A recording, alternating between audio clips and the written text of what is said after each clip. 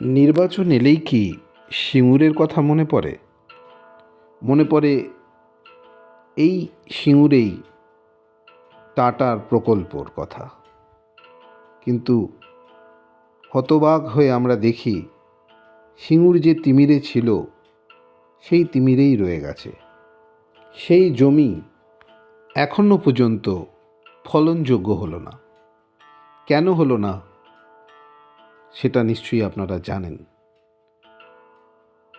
এবার দেখা যাক প্রধানমন্ত্রী নিজে এই সিঙ্গুরে এসে সিঙ্গুরের মানুষের জন্য কি করতে পারে। আসুন কি বলছেন বেচারাম মান্না, শুনে নেওয়া যাক। তাহলে কিন্তু এই শিল্প যে হয়েছে এটা তিনি দেখতে পাবেন।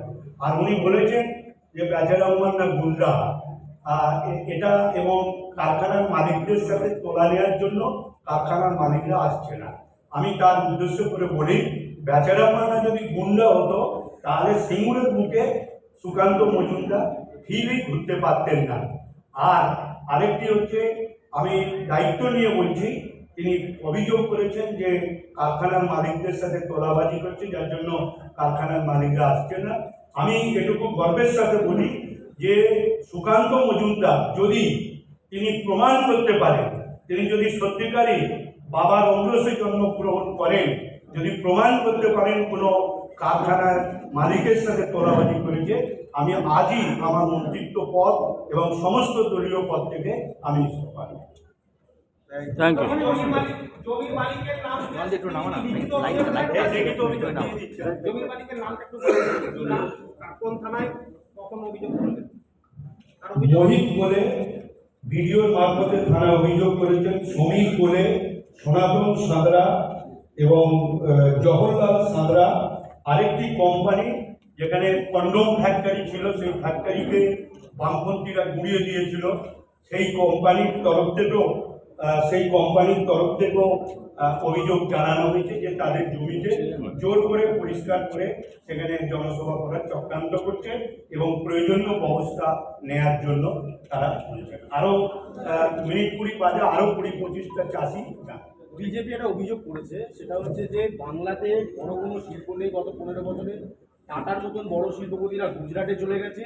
আপনারা একটা একটা কারখানার বাইরে নারকেল ফাটাতে পারেননি। আপনারা বড় বড় কথা বলেন, ছোট মাঝারি শিল্প ছাড়া বাংলার মানুষ বড় শিল্প পায়। দেখুন, প্রথমেই জানা উচিত আমরা কিন্তু কেউ তৃণমূল কংগ্রেস বা আমরা কেউ কিন্তু শিল্পের বিরোধিতা নয়।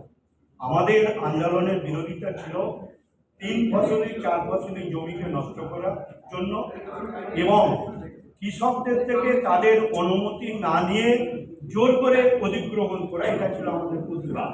তা সুপ্রিম কোর্ট স্বীকৃতি দিয়েছে যে এটা বেআইনি। আজকে তারা মানুষকে ভুল বোঝাবার চেষ্টা করছে। রাজ্যের মাননীয় মুখ্যমন্ত্রী দৌলতে জেনে রাখুন 2011 সাল থেকে প্রায় 1600 বেশি বড় মাঝারি ক্ষুদ্র কারখানা তৈরি হয়েছে এবং বিজেপি যেটা বলছে যে সিঙ্গুরে এলে কারখানা তৈরি করব, এটা হচ্ছে মিথ্যা প্রতিশ্রুতি। এটা সিপিএম আগে বলেছিল কার জমিতে শিল্প তৈরি করবে।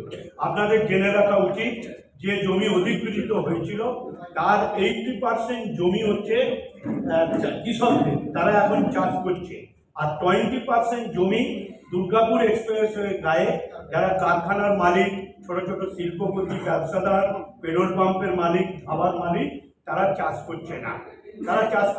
আমরা তাদেরকে বলেছি যে জমি যেহেতু কিনেছেন আপনারা কিছু করুন, আর নাহলে কৃষকদের চাষ করার সুবিধা দিন।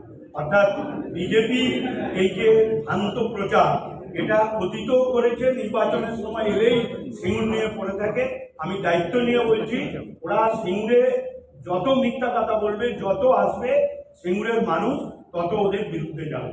তার কারণ সিঙ্গুরের মানুষ পরীক্ষিত সত্য এটা বুঝে নিয়েছেন যে তাদের পাশে একমাত্র দুর্দিনে রাজ্যের মুখ্যমন্ত্রী, তৎকালীন তৃণমূল কংগ্রেসের নেত্রী, জমি আন্দোলনের নেত্রী, তিনি পাশে ছিলেন, আছেন, থাকবেন, এটাই সত্য। যে যতই আসুক, যে যতই মিথ্যা কথা বলুক এবং যতই সুকান্ত মজুমদাররা যাক না কেন, সিঙ্গুরের মানুষ জেনে রাখবেন, মানুষের হৃদয়ে একমাত্র এ রাজ্যের মুখ্যমন্ত্রী মমতা বন্দ্যোপাধ্যায় আছেন। এই হৃদয় থেকে সুকান্ত মজুমদার তো ছোট মোটো নেতা, অনেক বড় নেতাও সিঙ্গুরের মানুষের মন থেকে মমতা বন্দ্যোপাধ্যায়কে পার করতে পারবে।